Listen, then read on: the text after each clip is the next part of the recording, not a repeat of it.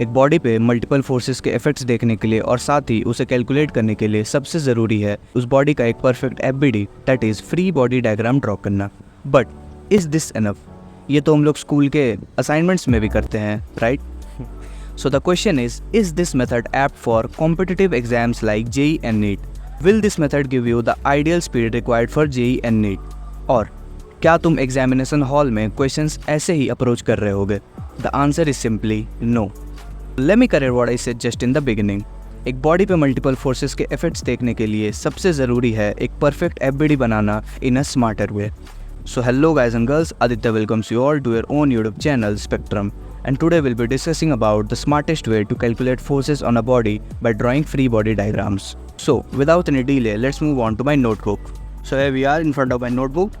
As you can see in the first example that there is a string block system with 3 blocks, 5 kgs, 10 kgs and 20 kgs.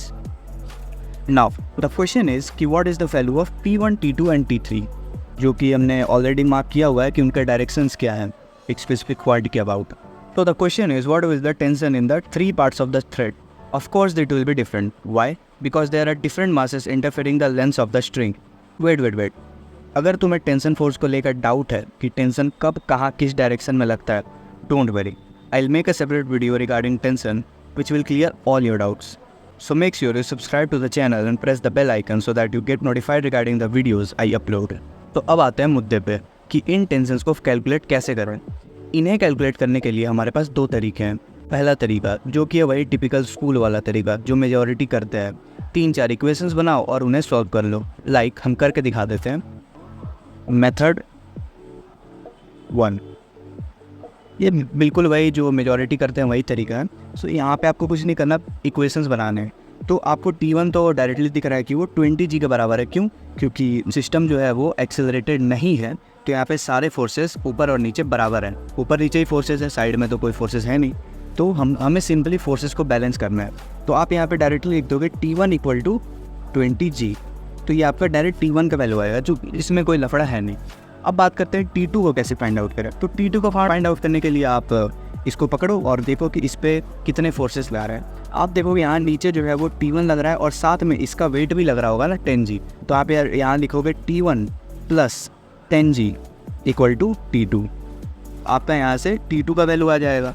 अब simply आपको T3 का भी लिखना पड़ेगा। तो आप लिखो यहाँ पे T2 प्लस नीचे की तरफ इसका weight 5g which will be equal to T3।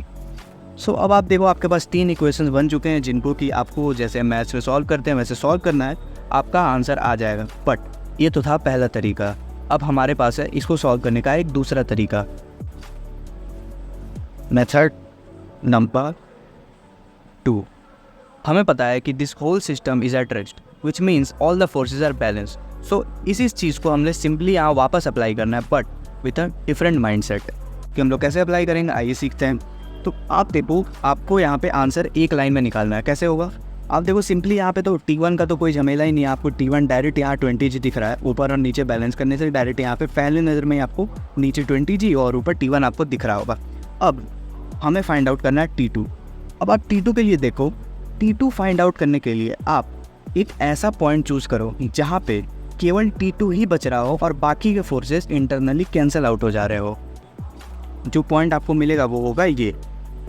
क्योंकि आप देखो यहाँ T2 ऊपर की तरफ लग रहा है और नीचे अगर हम एक काम करते हैं कि इसको अगर पूरे को हम एक सिस्टम मान लें, है ना, 10 और 20 को मिला के अगर हम 30 kgs मान लेते हैं तो आपको एक ही फोर्स लगता हुआ दिखेगा। ये T1 तो सिंपली कैंसिल हो जाएगा और ऊपर की तरफ एक ही फोर्स दिखेगा जो कि है आपका T2। तो अगर हम 30 kgs का एफबीडी बनाए तो ये 10 + 20 हो गया 30, जिसका वेट लगेगा नीचे की तरफ, तो ये नीचे हो जाएगा सिंपली 30g और ऊपर हो जाएगा T2। तो यहाँ पे देखो आपका एक लाइन में आंसर आ गया T2 बराबर 30g। अब बात करते हैं T3 पे। सो अब आप T3 को फाइंड आउट करने के लिए आप खुद गेस करो कि आप कौन सा पॉइंट चूज़ करोगे। अगर आप सोच रहे हो कि इस पॉइंट को चूज़ करोगे तो आप गलत हो।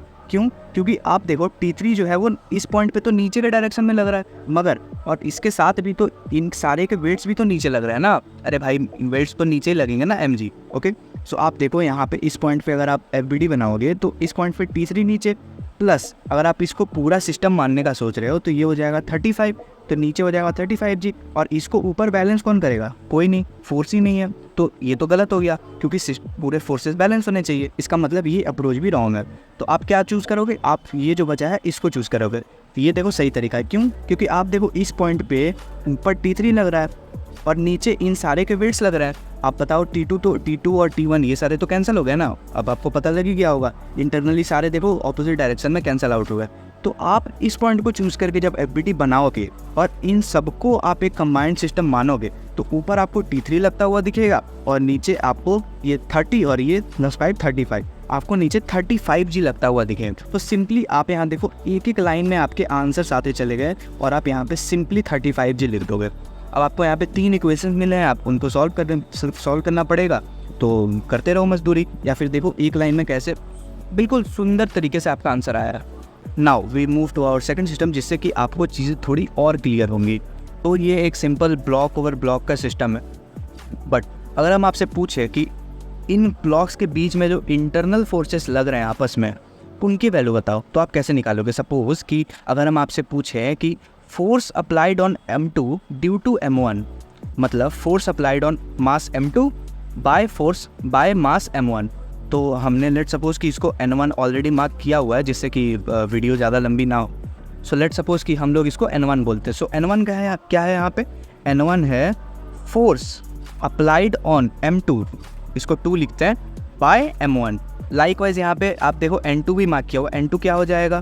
N2 will be force applied on M3 due to M2। अच्छा, यहाँ पे N3 क्या हो जाएगा? Force applied on M4 due to M3। आप समझ पा रहे हो क्रोनोलॉजी क्या है? ठीक है। अच्छा, अब आते हैं यहाँ पे कि इस चीज़ को कैलकुलेट कैसे करेंगे। मतलब ये N1 N2 और N3 लिख तो दिया, मगर आप इसको कैलकुलेट कैसे करेंगे ये सीखना है हमें। अब देखो इसको भी सॉल्व करने के वही 2 तरीके हैं। पहला जो तरीका वो वापस हम नहीं बताएंगे, आपको यहाँ बेसिकली इक्वेशंस बनाने पड़ेंगे। जो पहला तरीका है, जो बिल्कुल टिपिकल सा ट्रेडिशनल तरीका है, उसको बेसिकली बोलेंगे। सो आपको यहाँ पे इक्वेशन बनाने पड़ेंगे। 3 फोर्सेज है तो 3 इक्वेशन आपके बनेंगे, साइमल्टेनियसली उसको सॉल्व कर लीजिएगा, आंसर आ जाएगा। मगर हम यहाँ पे सीख रहे हैं कि आंसर एक लाइन में कैसे निकालें। सो अगर आपको N1 निकालना है, तो N1 निकालने के लिए आप देखो N1 किस पॉइंट पे लग रहा है? इस पॉइंट पे लग रहा है। तो आप क्या करो, आप देखो N1 तो ऊपर लग रहा है ना, तो आप देखो, अब देखो सिस्टम जो है वापस नॉन एक्सेलरेटेड है, ठीक है। तो फोर्सेस यहाँ भी बैलेंस्ड होंगे, तो आपको फोर्सेस सिंपली बैलेंस करने, ठीक है। तो आप देखो N1 तो ऊपर लग रहा है, नीचे कितने फोर्सेस लग रहा है आप उसको N1 से बैलेंस कर दो, काम खत्म हो जाएगा। तो आप देखो N1 ऊपर, पहले एफबीडी बनाओ, देखो N1 ऊपर लग रहा है। अब आप देखो नीचे कौन कौन से फोर्सेस लग रहे हैं। अब लिसन में वेरी केयरफुली, N1 N2 और N3 नॉर्मल फोर्सेस जो है वो एग्जैक्टली इंटरनल फोर्सेस है। कैसे? टेंशन के तरीके से, ठीक है। तो अब आपको यहाँ पे, अब देखो N1 जो ऊपर यहाँ लग रहा है, N1 तो नीचे भी लग रहा होगा ना, क्योंकि ये एक पेयर बनाएंगे आपस में, और इंटरनल फोर्सेस तो कैंसिल आउट होते हैं आपस में, जो कि सिस्टम, इसीलिए वो सिस्टम को मूव नहीं कर पाते। एक बॉडी को ऑब्वियसली कर सकते हैं अगर हम लोग कंसिडर करें तो, मगर सिस्टम को कभी मूव नहीं कर सकते, ठीक है। तो आप देखो अगर आप इस N1 कंसिडर करोगे ना तो गलत हो जाएगा। क्यों? क्योंकि देखो आप यहाँ पे N1 नीचे बनाओगे। अब देखो आपको N1 को बैलेंस करने के लिए, अब आपने N1 नीचे कंसिडर किया है, तो ऊपर की तरफ बैलेंस करने के लिए N1 को कोई तो चाहिए, मगर ऊपर की तरफ तो कोई फोर्स ही नहीं है। क्यों नहीं है? N2 यहाँ इंटरनली कैंसिल आउट हो जाएगा, ये भी नीचे लगेगा, रिएक्शन पेयर बनाएगा, और N3 भी कैंसिल आउट हो जाएगा। क्यों? क्योंकि नीचे लगेगा, रिएक्शन पेयर बनाएगा। समझ रहे हो? तो आपको ऐसा पॉइंट कंसिडर, सेम टेंशन की तरह आपको एक ऐसा पॉइंट कंसिडर करना पड़ेगा जहाँ पे N1 जो है बाकी फोर्सेस से बैलेंस हो रहा हो, ठीक है। तो आप यहाँ N1 को कंसिडर, ये तरीका गलत हो गया। आप N1 को कंसिडर करोगे ऊपर की तरफ। क्यों? क्योंकि अगर आप ऊपर की तरफ N1 को कंसिडर करते हो इस पॉइंट पे, इस पॉइंट के अबाउट, तो आप देखो इस पॉइंट के अबाउट नीचे कितने फोर्सेस लग रहे हैं। अगर आप इसको पूरा एक सिस्टम मान लो तो नीचे कितने फोर्सेस आ जाएंगे आपके? M2 + M3 + M4 into G। समझ रहे हो? M1 तो आएगा नहीं ना, क्योंकि M1 तो नीचे है। इस पॉइंट के अबाउट M1 तो अपना वेट नीचे लगा रहा है ना, इस पॉइंट के अबाउट थोड़ी लगा रहा है ना। तो M1 का जो वेट का इम्पैक्ट है, मतलब M1G का जो इम्पैक्ट है, वो इस सरफेस पे जरूर आएगा, मगर अपने ऊपर वाले सरफेसेस पे तो M1 का इम्पैक्ट नहीं आएगा ना, क्योंकि M1 तो खुद नीचे है, तो ऊपर वाले फोर्सेस पे वो कैसे इम्पैक्ट लगाएगा ना। समझ रहे हो? ठीक है।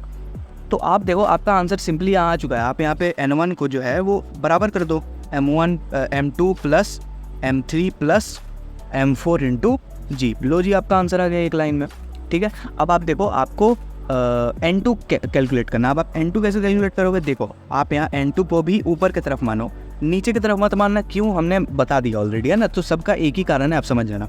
आप देखो N2 अगर आप ऊपर मानते हो तो नीचे आपके कितने फोर्सेज आ जाएंगे। आप देखो इस पॉइंट पे आपका क्या क्या आ जाएगा, M4 और M3 का वेट आ जाएगा। M2 और M3 का तो आएगा नहीं, क्यों, क्योंकि M2 और M3 जो है इस पॉइंट के नीचे हैं, तो उनका इम्पैक्ट इस सरफेस पे आएगा दोनों का, ठीक है, लेकिन इस सरफेस पे नहीं आएगा, ठीक है। इस सरफेस पे केवल उन्हीं का इम्पैक्ट आएगा जो इससे ऊपर में है। तो आप देखो यहाँ पे क्या लिखोगे, M3 + M4 इंटू जी, लो जी आपका आंसर आ गया। दोनों को इक्वेट कर दो, N2 इसके बराबर है। अब आप देखो N3 कैसे निकालना है। N3 भी देखो बहुत सिंपल है। N3 तो डायरेक्ट दिख रहा है आपको, इस पॉइंट पे किसका वेट लग रहा है, केवल M4 का, तो M4G हो जाएगा। इन तीनों का तो लग नहीं रहा, नीचे है ना उससे, ठीक है। बस यही था। और देखो इतने टिपिकल क्वेश्चन जो मेजॉरिटी को प्रॉब्लम फेस करना पड़ता है सॉल्व करने के लिए, इक्वेशंस बनाते रहते हो, सॉल्व करते हैं। देखो एक एक लाइन में आपका आंसर चला गया है ना। सी बहुत सिंपल है, आपको केवल कॉम्बिनेशन ऑफ मासेस चूज़ करना है और थोड़ा स्मार्टली चूज़ करना, जैसे हमने आपको बताया, होप आपको क्लियर हुआ होगा। So this was about the video. Wait a bit. ये तो बात तब हुई जब सिस्टम जो है वो नॉन एक्सेलरेटेड है, बट क्या हो अगर सिस्टम एक्सेलरेटेड हो, यानी कि उस पर बाहर से कोई फोर्स लग रहा हो, इसका मतलब एक्सटर्नल फोर्स एक्ट कर रहा हो और जिसके कारण सिस्टम कोई एक्सेलरेशन से मूव कर रहा हो।